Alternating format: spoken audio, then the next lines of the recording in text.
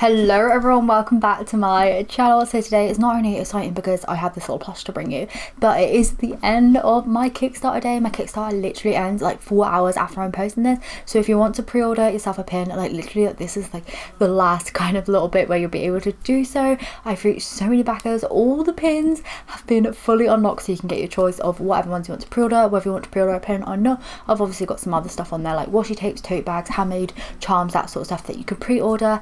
And yeah, just I wanted to get that out for the last time. I'm also running a giveaway over on my Instagram if you're interested in trying to win yourself a pin. That will be ending at the same time as the Kickstarter tonight. But yeah, today I am doing the video on how I made this little juice box plush. So yeah, I'm just going to show you how I put this together.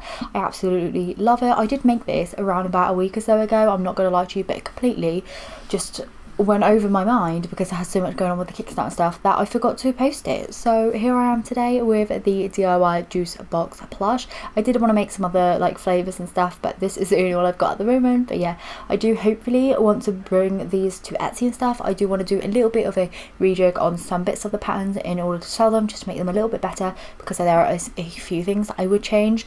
But yeah, really happy with how this has turned out, and I'm just going to get straight on into how I made just a little mini juice box plush. So as with all my plushes, the fabric that I'm using today is the Shannon Fabrics Cuddle 3. This is a smooth cuddle fabric. Really love it. I use this in 99% of all my plushes as the base fabric because it's so nice to work with. So I made 2 triangles the size that I wanted the plush to be, so like the front and the back pieces. I then cut 2 triangles the same kind of length but around about 2 inches wide, and then I kind of cut the same to go on the tops and bottoms, just kind of around about the same like half width. That makes no sense, but you just want to create like all kind of 6 pieces that you need to create that rectangle shape of the plush. So the way that I did this was I pinned together the 2 longer rectangles down the side of one of the pieces. So just like imagine that's the front piece. I've put the 2 side pieces and I've run 2 straight stitches down to keep those in place, so that opens up kind of like a little door. And those 2 rectangle pieces on the sides are going to be the size of your box, like your juice blocks of the box of the plush. You then want to attach the other piece in the same size as your front piece to make the back piece. You want to sew that in the same way, and then you want to turn it the right size way around so you have like this kind of rectangle like shape. You then want to attach the base of the kind of piece of plush into it. I really suck at doing voiceovers on plushes. I don't know why I find it so hard to describe, but the way that I do this is I hand stitch this first and go in with the sewing machine later. So hopefully these little tips and tricks will help you out as well as seeing what I'm doing. So I'm taking my needle and thread and just hand stitching it, making sure that all of the corners are going to be in the right place so that it all lines up perfectly. Then what I'll do is I'll go over to the sewing machine and stitch it down afterwards. This kind of acts like pins, but instead of like the pins getting all in the way, because this bit can be quite fiddly, I find that hand stitching it first of all will keep it right down in place. When you go back over to your sewing machine, what I like to do is start at one corner, work my way down to the other corner, and then obviously twist it around with the needle still in place. You want to make sure that all of the fabric of the rest of the plush is kind of not underneath your needle. You want to keep like adjusting that every like couple of stitches or so that you make sure that this is not where you are stitching. As you can see here, I'm taking a lot of care when I reach the next corner to make sure all of that fabric is out of the way, and I'm only stitching along the smaller rectangle piece and then whatever side of the box plush that I am stitching. If you do stitch the other parts, you will have to just go back in and take these threads out. So you do want to make sure that you're only stitching through 2 pieces of fabric at the same time to make sure that that rectangle is fully secured at the base of the kind of rectangle part. You want to make sure that your stitching looks kind of like this. You might want to do it a little bit neater, but yeah, that's what mine looked like. So once you turn this the right side way around, you'll then be left with a rectangle bag like shape. You want to poke out all of the corners and everything like that. Then you want to stuff your shape, make sure it's all of the right size and all nice and smooth. If it isn't, you can go back in and just adjust at this point too. I like to stuff it first of all, make sure it's all fine until I go on and add the extra bits. So once I was happy with that, I then went back in, cut a few little like holes into the piece, and I inserted the toy safety eyes.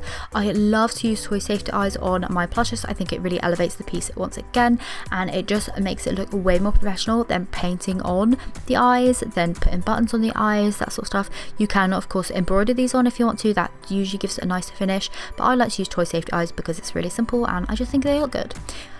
So to make this whole thing sealed up, everything like that, you want to take your other rectangle that you have left for the top piece. This is the same piece as the bottom piece that we just put on, but obviously I'm not going to be taking this over to the sewing machine because it's going to be really fiddly, and because I've already stuffed the piece, I find if I just hand stitch this really well, go over it a couple of times, then this is usually just enough.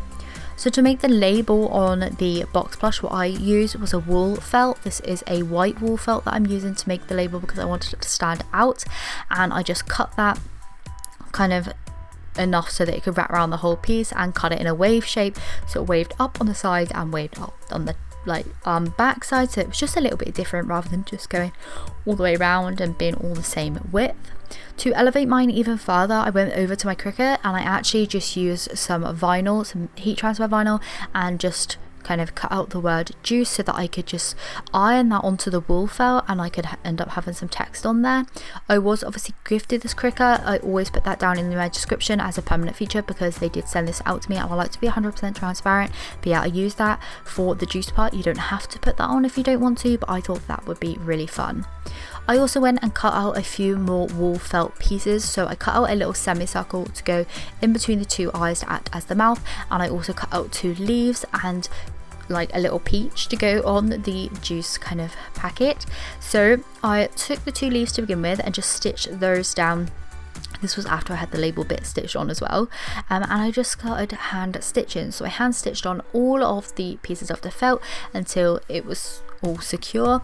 Now you could obviously put this label piece on when you are kind of assembling the rest of the juice box plush, like with the sewing machine and stuff, and that's something that I wish I did do, and I probably would do that if I was going to sell these pieces, but this was my first one that I made, so I just am happy that it all kind of came together. But I've really liked the hand stitching on the detail of the peach, so I did end up putting like a little line and a few little bit of extra details into that, which I think's really cute, and it gives it that gorgeous little handmade touch, which I do love when buying handmade plushes myself. So yeah, once that was there, I then actually took some more heat transfer vinyl in this pink shade. I made some little scalloped edges on one side and then I just kind of ironed that down onto the wool felt. I then just shaved back some of that plush fabric where I wanted the mouth to be, added on some super glue, and I just stuck that on there like this is not coming off. You can use fabric glue if you wanted, but I wanted to make sure this was never ever coming off, and I know my super glue is super tough, so I just put a tiny little dollop behind the wool felt mouth and just stuck that on. So next, to make the straw of the juice box, I actually took some more wool felt. I decided on this nice really bright purple shade. Again, taking some hot glue, I just rolled it up and just hot glued that down into place until I had like this tube.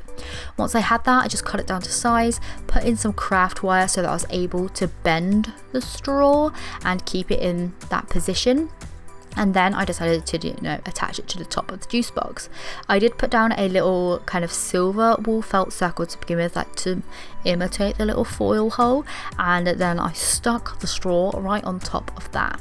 The final step was just adding some blush either side of the eyes using some chalk pastel to shave down and a little makeup brush like so.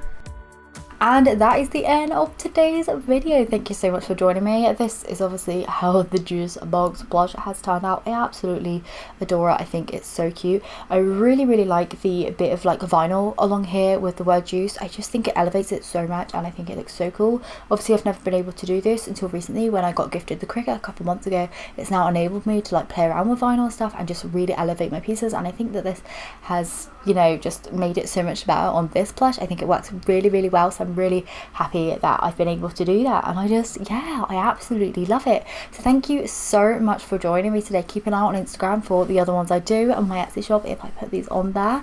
I would really like to sell some of these because I think other people should have them in their lives. So yeah, thank you so much for joining me on today's video. Like I have said already, all of the info about the Kickstarter, everything like that, all ending tonight, will be down in the description. If you want to go and check it out last minute, then you're more than welcome to. I would love to have you either just enter the giveaway, just come over, have a little look, maybe even pledge, pre-order, I don't know, just do whatever you want to do, but all of that information will be down in the description. So yeah, thank you so much, and I will see you next time. Bye.